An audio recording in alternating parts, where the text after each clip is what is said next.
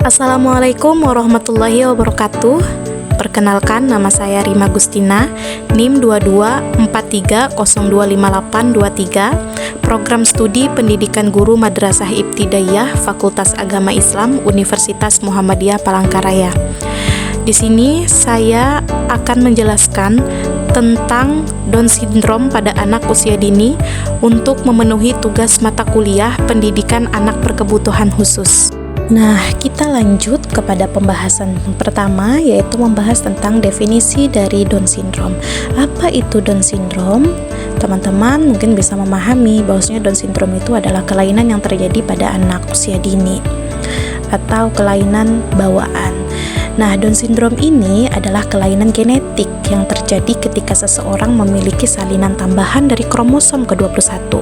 Normalnya, manusia memiliki 46 kromosom, tetapi pada orang dengan Down Syndrome jumlah kromosomnya menjadi 47 karena adanya satu kromosom ekstra atau satu kromosom tambahan. Penderita Down Syndrome ini biasanya akan menderita gangguan tumbuh kembang berupa keterlambatan tumbuh kembang, kemudian cacat fisik, kemudian kemampuan sel motorik tubuhnya yang kurang, kemampuan perkembangan kognitifnya yang terhambat, dan selain itu juga anak yang menderita Down Syndrome ini memiliki penyakit bawaan seperti kelainan jantung maupun cacat pada organ lainnya.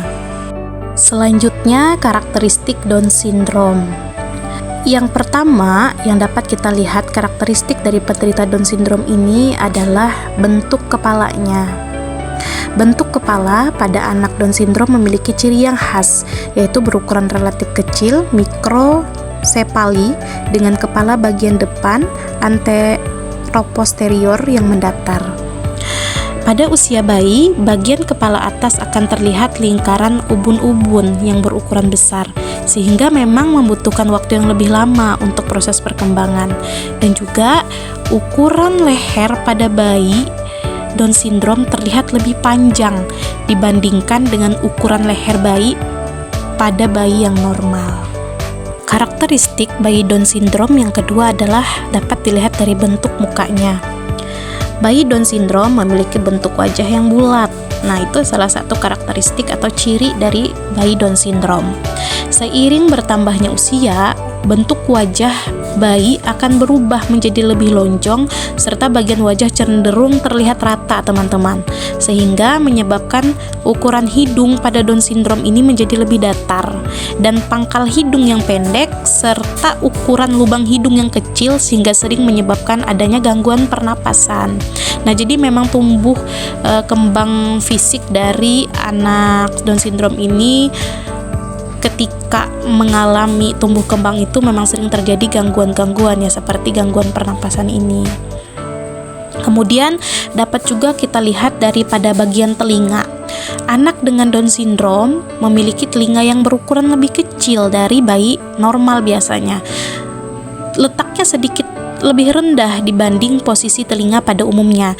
Nah, telinga pada anak Down Syndrome ini berbentuk seperti kotak dan terdapat lipatan yang abnormal. Lanjut, karakteristik Down Syndrome yang ketiga adalah dapat dilihat dari tangan. Ukuran tangan pada anak Down Syndrome cenderung lebih pendek dan permukaan telapak tangan terlihat sedikit lebih lebar dengan ukuran jari-jari tangan yang pendek dibandingkan pada ukuran jari normal. Memang kalau misalkan kita memperhatikan dari bayi-bayi Down Syndrome yang terkena gangguan Down Syndrome ini, jari-jari tangannya itu memang lebih pendek dari bayi biasanya karena perkembangan tumbuh kembangnya itu terhambat. Karakteristik yang keempat, tumbuhnya lambat, bicara dan berpikir lambat, dan bisa ada gangguan kesehatan. Jadi anak dengan Down Syndrome ini memiliki pertumbuhannya itu lebih lambat dari anak seusianya. Mereka juga butuh waktu lebih lama untuk belajar bicara atau berpikir. Kemudian beberapa di antaranya bisa mengalami masalah kesehatan seperti yang sudah saya sebutkan sebelumnya, yaitu bisa mengalami penyakit jantung bawaan. Selanjutnya, penyebab Down Syndrome. Yang pertama terjadi saat pembelahan sel, yang kedua bukan salah orang tua, dan yang ketiga risiko meningkat di usia ibu 35 tahun. Ya, memang pada anak Down syndrome tumbuh kembangnya memiliki keterlambatan karena sel kromosom yang kurang sempurna dalam membelah diri akan menyebabkan cacat fisik, kemudian merusak kemampuan sel motorik tubuh, kemudian merusak kemampuan perkembangan dalam segi kognitifnya. Selain itu, anak juga dapat menderita berbagai penyakit bawaan seperti kelainan jantung dan cacat organ lainnya. Nah, kondisi ini terjadi secara alami saat pembelahan sel pada awal kehamilan dan bukan disebabkan oleh tindakan atau kesalahan siapapun, termasuk orang tuanya. Nah, berarti Down syndrome ini memang sudah bawaan.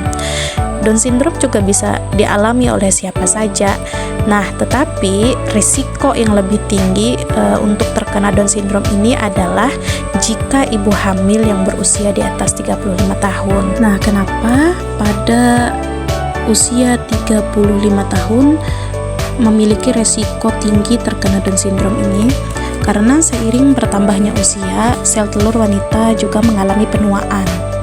Nah, proses pembelahan sel saat pembentukan sel telur itu menjadi lebih rentan mengalami kesalahan. Nah, salah satu kesalahan tersebut yang bisa terjadi adalah gagalnya pemisahan kromosom secara sempurna yang bisa menghasilkan embrio dengan 3 salinan kromosom 21. Selanjutnya adalah bagaimana cara kita menangani anak Down syndrome. Tentunya orang tua dan guru juga tidak lepas dari peran dalam mendidik anak Down syndrome ini. Selain kita juga harus rajin untuk terapi dan terus memantau perkembangan anak. Dalam menangani anak Down syndrome juga ada beberapa hal yang harus kita perhatikan. Seperti yang pertama, cintai anak sebagaimana mestinya. Setiap anak punya keunikan masing-masing. Meski memang ada beberapa hal unik yang membuat anak pengidap sindrom Down ini terlihat berbeda dari anak yang lainnya, tetapi dia tetaplah anak-anak. Jadi perlakukanlah dan cintailah ia sebagaimana mestinya. Yang kedua, hindari membanding-bandingkan. Jangan membanding-bandingkan anak yang mengidap sindrom Down dengan anak lain seusianya, atau dengan saudara kandungnya, atau dengan anak normal lainnya. Biarkan saja anak ini tumbuh dan berkembang dengan keunikannya sendiri. Sambil terus kita sebagai orang tua, sebagai guru, ataupun sebagai masyarakat yang memang menemui anak-anak Down syndrome di lingkungan kita, sambil terus kita memberikan stimulasi yang sama seperti pada anak umumnya. Nah, jika anak membutuhkan waktu lebih lama untuk mencapai milestone tertentu, nah bukan menjadi masalah, tetapi tugas kita adalah untuk terus memberikan stimulasi dan dukungan kepada anak ini. Yang ketiga, pahami emosi anak. Meski terlihat selalu menunjukkan wajah ceria, bukan berarti anak yang mengidap sindrom Down ini tidak bisa merasakan emosi. Nah, mereka sama seperti anak-anak seusianya. Ia bisa marah, bisa merengek, bisa kesal, bisa sedih, dan bisa senang. Nah, tugas kita adalah mengenali dan mengerti ataupun memahami emosi anak ini, apa yang mereka rasakan. Kemudian, yang keempat, selalu tanamkan nilai-nilai positif. Memiliki anak yang mengidap sindrom Down ini bukan berarti akhir dari dunia, tetapi fokuslah pada hal positif dan kemudian temukan kelebihan-kelebihan anak, karena setiap anak itu pasti memiliki kelebihan walaupun di luarnya kita melihat anak ini kurang. Meskipun hari-harinya dihabiskan dengan terapi ataupun kunjungan ke dokter, ke psikiater, ke psikologis, gitu kan. Tetapi kita sebagai orang tua ataupun orang yang mendukung anak ini haruslah selalu menanamkan nilai-nilai positif pada mereka. Jadi kita adalah orang yang paling pertama yang seharusnya mendukung tumbuh kembang mereka. Selanjutnya, sabar dan peduli, kemudian jangan membuli, kemudian ajak belajar dan bermain dan hargai kemampuan mereka. Sikap kita sangat penting. Anak dengan kelainan Down syndrome ini harus didampingi dengan sabar dan penuh kasih sayang.